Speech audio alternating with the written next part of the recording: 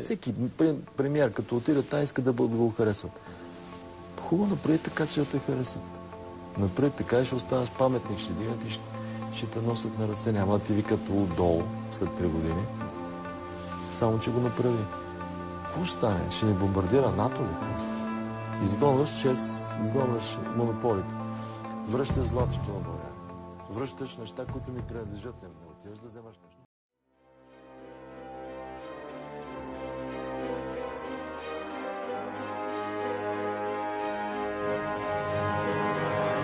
Искам да им кажа на тях, че в България има 583 хиляди пенсионери, които живеят с минимална пенсия от 145 лева. Дами и господа, представители, превъзходителства.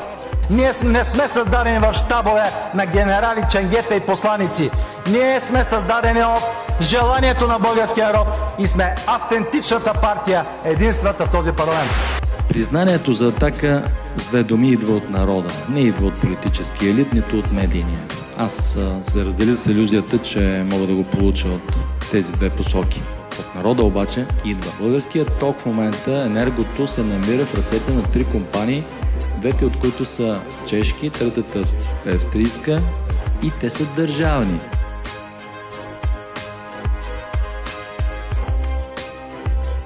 Неутралитет спрямо всякакви военни действия, свързани с Близкия изток, а и с по-далечни точки на света.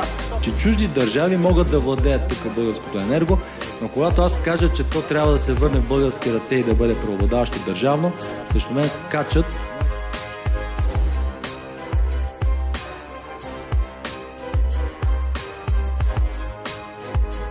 И се заинтересувайте най-после от това как живее народа в България.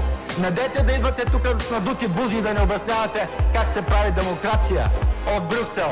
Волен Сидеров обещава, че е съгласен да му вземат живота. Да.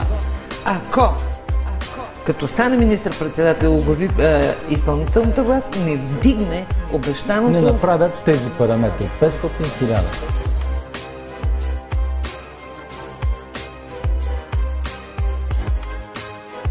През всички тия 23 години вие, представителите на Европейския съюз, не казахте една дума за корупцията в България, за ограбването, за приватизацията, за колонизирането на държавата, която ни превърна в страна от третия ни, четвъртия, от петия свят. Единствено ние имаме ясна идеология и програма, в която се казва: България е колонизирана държава. Колонизирана. Европа трябва да тръгне по друг път. Да се освободи първо от американското господство, второ да изготви нов тип икономическа политика. Ние сега живеем зле, за да поддържаме високия стандарт на германци, белгийци, холандци, с техните вериги от магазини тук и печалбата, която те изпомпват.